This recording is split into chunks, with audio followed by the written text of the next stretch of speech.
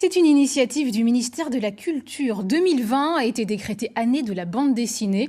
L'occasion pour nous de s'intéresser à cette dessinatrice taïwanaise en résidence à la maison de la BD de Blois. Durant 2 mois, Stélina a réalisé le premier tome d'une bande dessinée qui retrace la quête de ses origines. Christine Launay avec Pierre-Dominique Lepay. Stélina est dessinatrice de presse pour un média taïwanais.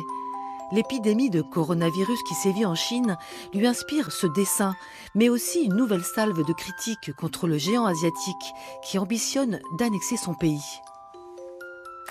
Taïwan est dans une situation très compliquée avec la Chine et avec le monde entier. C'est très difficile pour nous même de participer à l'organisation internationale comme l'OMS. Et récemment, à propos de coronavirus, c'est très difficile pour nous de recevoir des infos à propos du virus parce qu'on n'est pas dans l'OMS.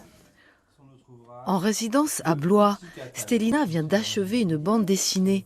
Elle retrace l'histoire de sa famille d'origine chinoise, exilée à Taïwan après l'avènement de la République populaire de Mao Zedong. Elle connaît bien tous les codes de la bande dessinée taïwanaise, que l'on connaît mal, que l'on assimile souvent à du manga, mais il y a évidemment du manga, mais pas uniquement du manga.